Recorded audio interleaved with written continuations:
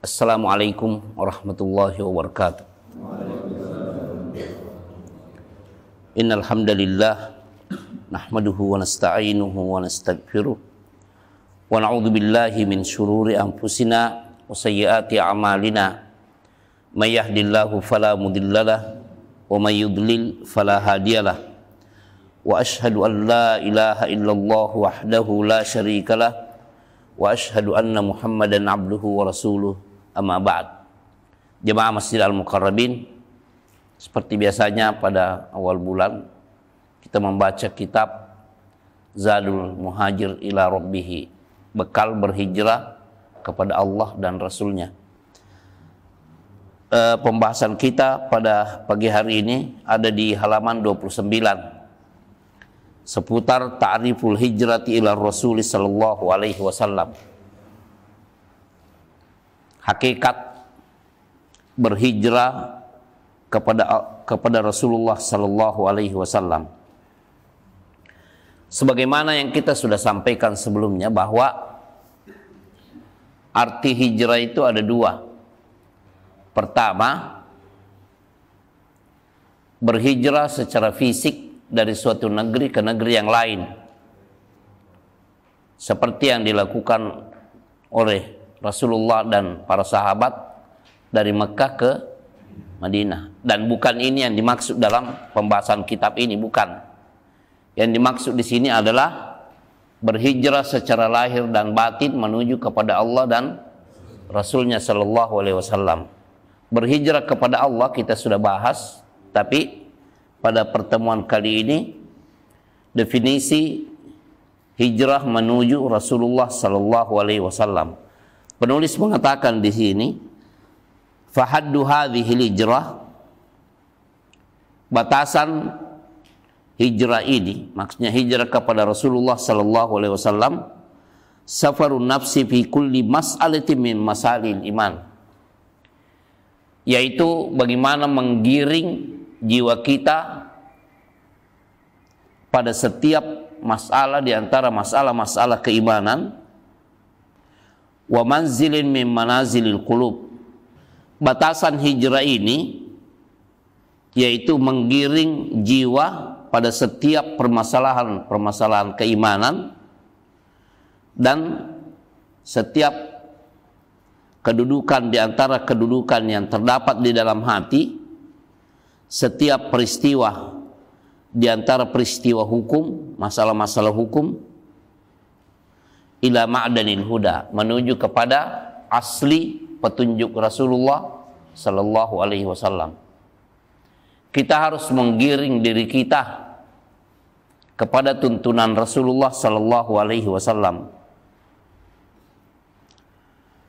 Begitu juga wa manba'in nuril multaqa min famis sadiqil masduq, yaitu bagaimana menyesuaikan diri secara lahir dan batin dengan cahaya yang memang diambil langsung dari mulut manusia yang benar ini, yaitu Rasulullah sallallahu alaihi wasallam, dan juga dibenarkan.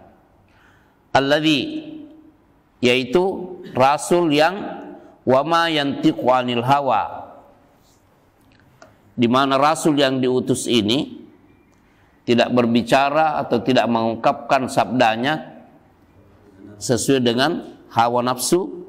In huwa illa wahyu yuha, melainkan apa yang beliau sabdakan itu adalah wahyu yang memang diwahyukan kepada beliau sallallahu alaihi wasallam. Fa kullu mas'alatin tala'at 'alaiha syamsu risalatihi, setiap permasalahan yang dihalau oleh cahaya matahari tuntunan beliau, itulah yang kita arahkan batin kita secara lahir dan batin, diri kita secara lahir dan batin ke cahaya tersebut, kepada tuntunan tersebut. Wa illa, kalau tidak berasal dari cahaya tuntunan beliau, faqdhib biha fi bahri dhulumat, lemparkan, buang semua permasalahan tersebut yang tidak sesuai dengan tuntunan beliau, dibuang kemana? Fi bahri dhulumat, yaitu di samudra kegelapan. Jangan diambil. Wa kullu syahidin addalahu hadzal muzakki, semua saksi yang dianggap adil oleh beliau sebagai pemberi tazkiyah kita terima.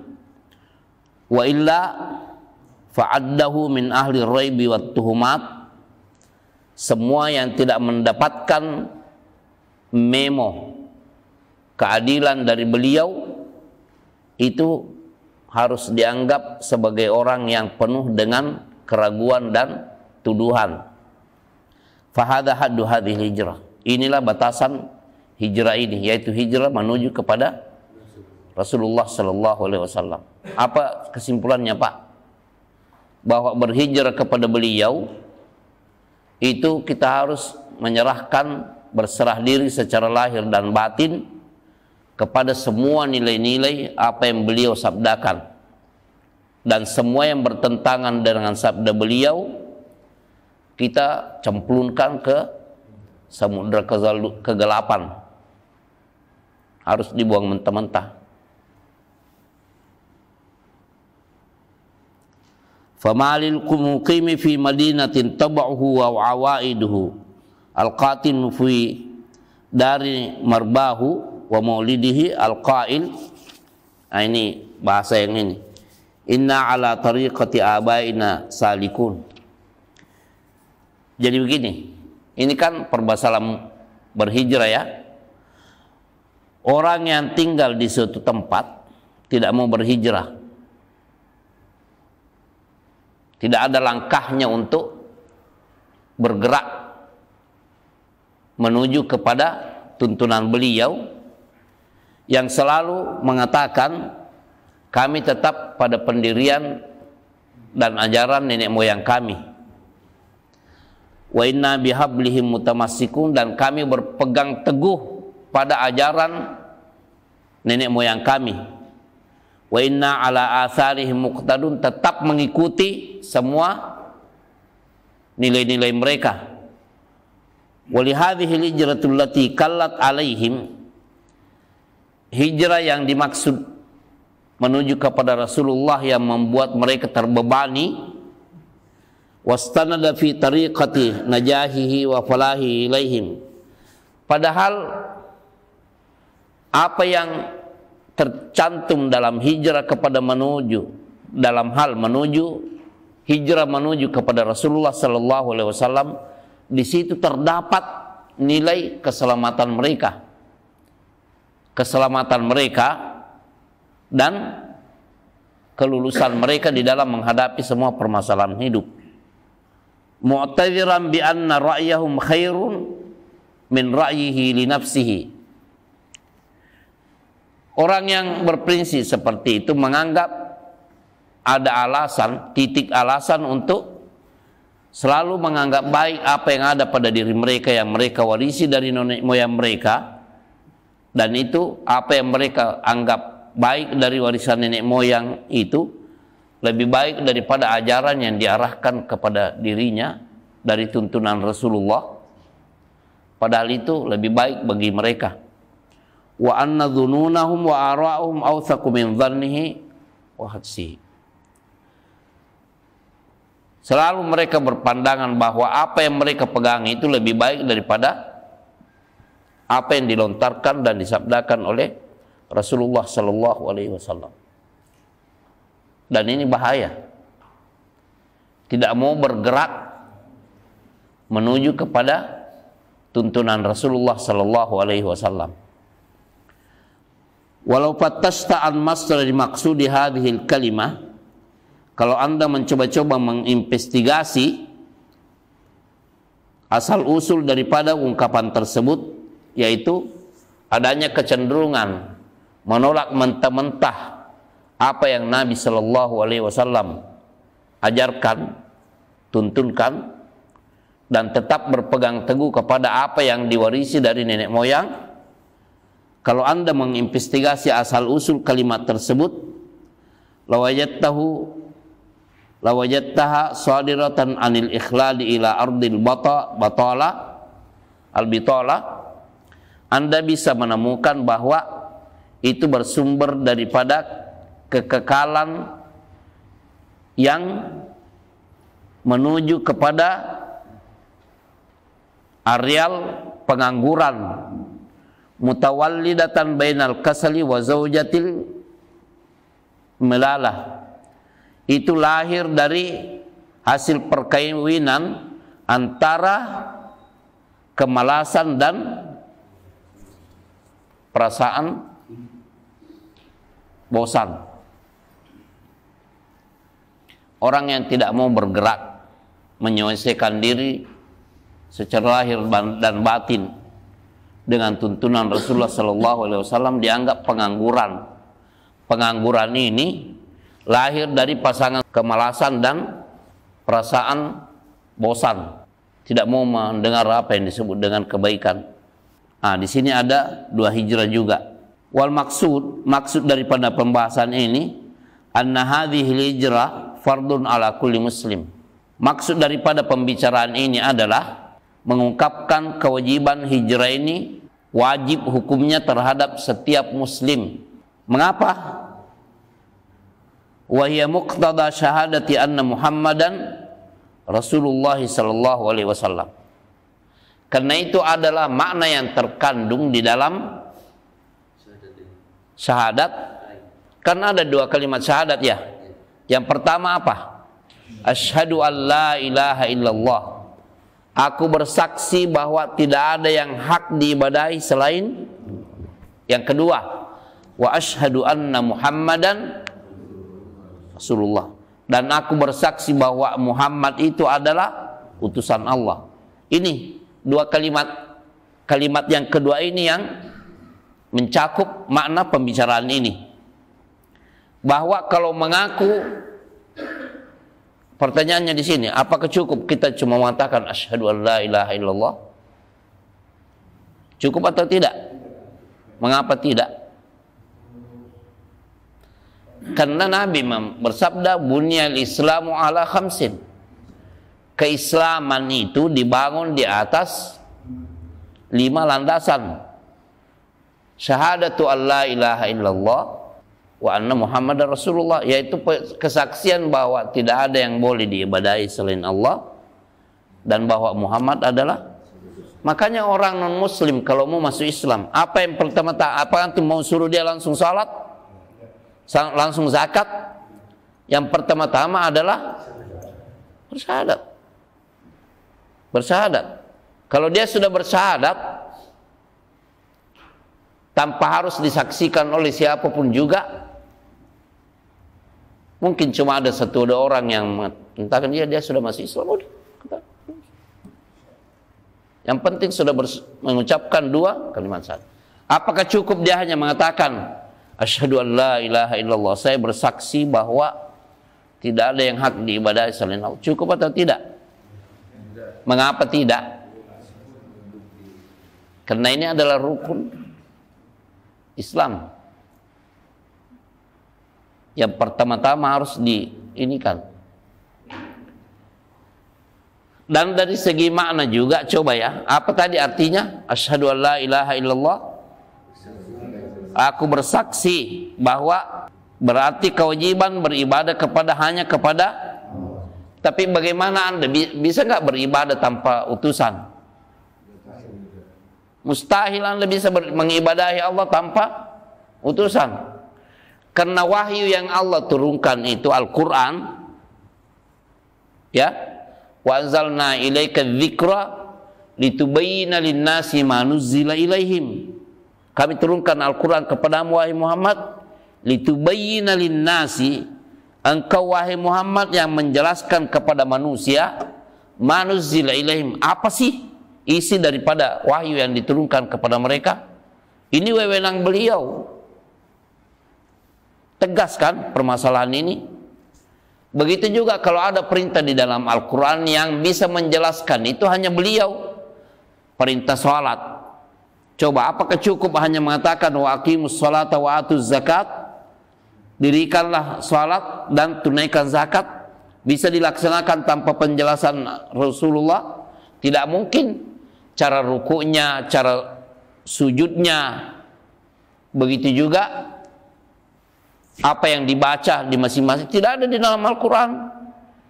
Yang menjadi patron ukuran benar pelaksanaannya itu adalah kedatangan Rasulullah Sallallahu Alaihi Wasallam untuk menjelaskan hal ini. Mau menunaikan ibadah haji yang diperintahkan, walillahi 'alan nasi hijjul baiti man istata'a ilaihi sabila. Kalau tanpa utusan, tanpa Rasulullah, tanpa Nabi Muhammad, tidak bisa dilakukan ibadah haji dan umrah itu. Karena beliau yang menunjuk income, kalau tiba di ini. Kalau dari arah ini batasannya, ini batasannya. Sebelum ke Mekah, Anda harus begini, dan tidak boleh begini, dan tidak boleh begini. Dan cara tawafnya dari mana dimulai? Apakah Ka'bah berada di sebelah kanan kita atau sebelah kiri kita? Dan berapa kali putaran? Begitu juga antara sa'i antara Safa dan Al-Marwah. Beliau yang berbuat untuk dicontoh.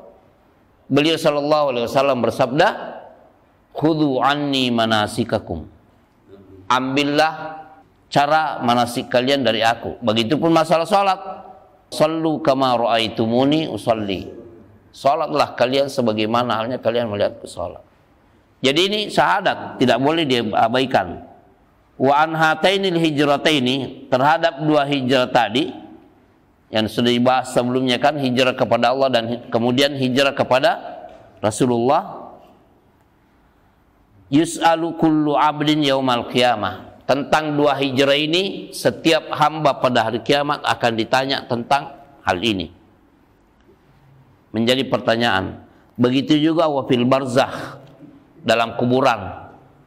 Dalam kuburan kita akan ditanya tentang ini. Dua hijrah ini. Wa yutalabu biha fid dunya, di dunia ini dituntut.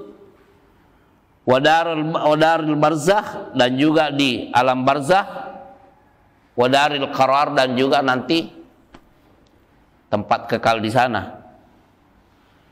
Qatadah radhiyallahu anhu dari kalangan tabi'in mengatakan, kalimatani yus'alu anhumal awwaluna wal akhirun. Ada dua kalimat yang akan dipertanggungjawabkan, dimintain pertanggungjawabnya dari manusia terdahulu dan manusia yang akan belakangan datang. Madza kuntum ta'budun? Apa yang kalian ibadahi selama hidup? Kalian beribadah kepada siapa? Kemudian, wa madza ajabtumul mursalin? Apakah kalian sudah mengikuti pada para utusan Allah? Wahatanil kalimatan, dua kalimat inilah huma madmunus syahadatain. Itulah pokok daripada isi dua kalimat syahadat. Wa qad qala ta'ala, dan Allah telah berfirman, fala wa rabbika, demi Rabbmu wahai Muhammad, la yu'minuna. Mereka manusia tidak dianggap beriman. Kalau tidak beriman apa statusnya? Nah, hatta yuhaqqimuka fima syajara bainahum, sampai mereka menjadikan kamu wahai Muhammad penghukum dalam semua permasalahan yang mereka perselisihkan. Tsumma la yajidu fi anfusihim harajan, kemudian setelah menjadikan engkau wahai Muhammad sebagai pemutus perkara di dalam setiap permasalahan, tsumma la yajidu fi anfusihim harajan mimma qadaita, mereka tidak ada perasaan berat di dalam hati mereka terhadap keputusanmu.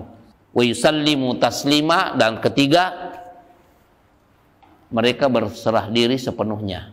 Lihat posisi Nabi Sallallahu Alaihi Wasallam di sini, yang wajib kita hijrah kepadanya Sallallahu Alaihi Wasallam.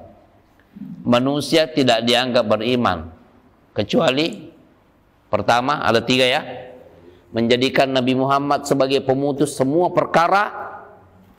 Yang kedua, tidak ada perasaan berat di dalam hati untuk menerima keputusan dan apa yang beliau arahkan. Dan yang ketiga, berserah diri kepada keputusan tersebut.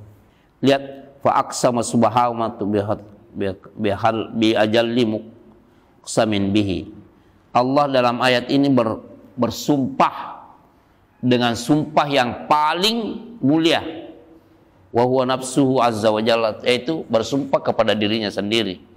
Fala wa rabbika, demi Rabbmu wahai Muhammad. Lihat, ala annahu la yathbutu lahumul iman wa la yakununa min ahli, bahwa isi sumpah ini tidak ada keimanan pada mereka dan mereka tidak berhak memangku nama keimanan hatta yuhaqqimu Rasulullah sallallahu alaihi wasallam, sampai mereka menjadikan Rasulullah sebagai penghukum fi jami'i mawaridin niza, dalam semua perkara yang diperdebatkan, fi jami'i abwabiddin, dalam semua urusan agama.